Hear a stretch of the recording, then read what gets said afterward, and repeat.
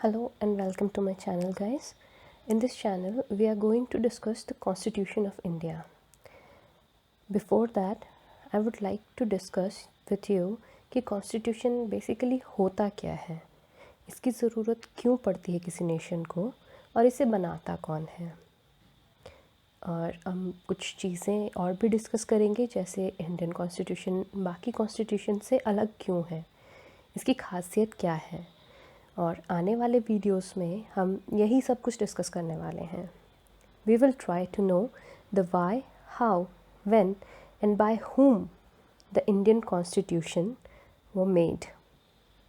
हमारे कॉन्स्टिट्यूशन में 22 पार्ट्स हैं, 8 शेड्यूल और 395 आर्टिकल्स हैं। ये सब कुछ हम एक एक करके समझने वाले हैं। पार्ट्स क्या होते हैं, शेड्यूल क्या होते हैं और आर्टिकल्स क्या होते हैं। बेसिकली द कंप्लीट स्ट्रक्चर जो भी हमारे कॉन्स्टिट्यूशन का है वो हम इन वीडियोस में कवर करने वाले हैं। इंडियन कॉन्स्टिट्यूशन के बारे में जानने से पहले हम थोड़ा बेसिक भी जान लेते हैं, जैसे कॉन्स्टिट्यूशन होता क्या है। अब अगर हम सिंपल लैंग्वेज में बात करते हैं तो कॉन्स्टिट्यूशन जो है वो एक सेट ऑफ रूल्स हैं जो ये बताते हैं कि एक नेशन या स्टेट या इसकी पॉलिटिकल ऑर्गेनाइजेशंस को किस तरीके से काम करना चाहिए। कॉन्स्टिट्यूशन ये भी बताता है कि गवर्नमेंट की ब्रांचेस कौन कौन सी हैं, गवर्नमेंट को पावर्स क्या मिलेंगी और एक गवर्नमेंट को किस तरह से काम करना चाहिए।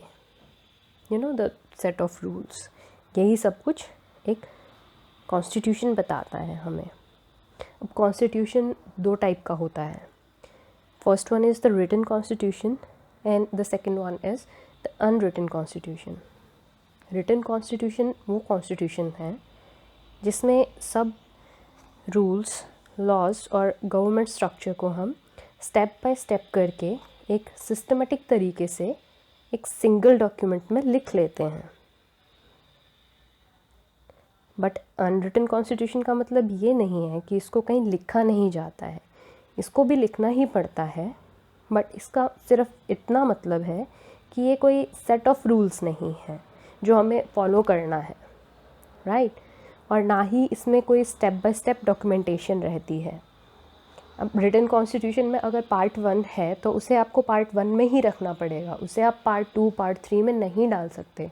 कोई शेड्यूल है उसे उसी वे में रखना पड़ेगा जिस वे में वो रिटर्न है। फर्स्ट शेड्यूल को फर्स्ट पे ही रखना पड़ेगा, आप उसे सेकंड, थर्ड या फोर्थ पोजीशन पे नहीं रख सकते हैं।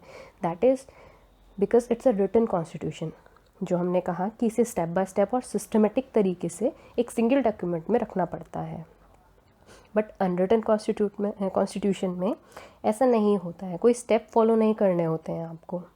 दोनों में ये फ़र्क रहता है कि जो रिटन कॉन्स्टिट्यूशन है उसमें कॉन्स्टिट्यूशन को ही सुप्रीम माना जाता है।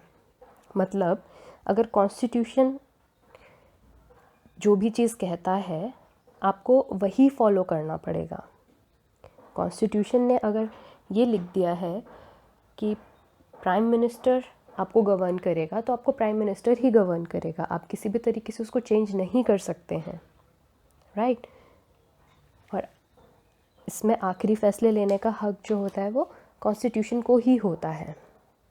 अब रिटन कॉन्स्टिट्यूशन में एक और पावर रहता है, वो ये कि जुडिशरी के पास ज़्यादा पावर रहता है।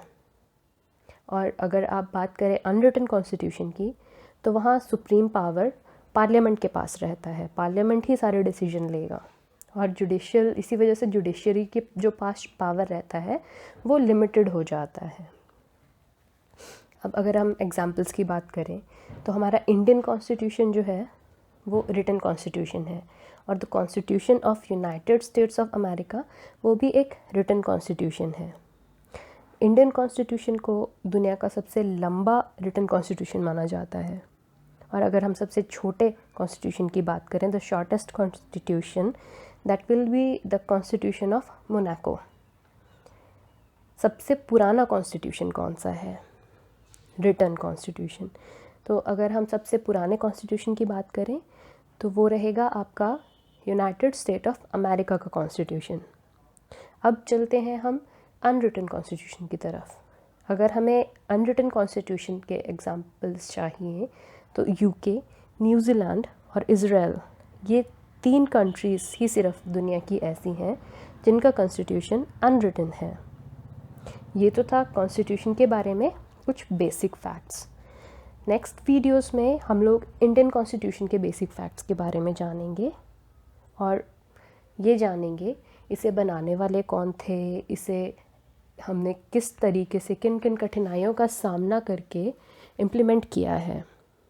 ओके, द बेसिक स्ट्रक्चर, जैसा मैंने कहा कि इसके पार्ट्स, इसके शेड्यूल और इसके आर्टिकल्स, हर एक बेसिक चीज़ के बारे में हम जानने वाले हैं। फॉर दैट आपको आगे के वीडियोस से जुड़े रहना पड़ेगा। आई होप आपको ये वीडियो पसंद आया होगा और आगे की वीडियो से जुड़े रहने के लिए प्लीज़ वीडियो को लाइक और सब्सक्राइब करना ना भूलें। अगर आपको कोई फीडबैक और सजेशन देने हैं तो प्लीज़ कमेंट बिलो, या फिर आप डिस्क्रिप्शन बॉक्स में लिखे हुए ईमेल एड्रेस पर भी अपना मेल भेज सकते हैं। I will wait for your feedbacks. Thank you so much.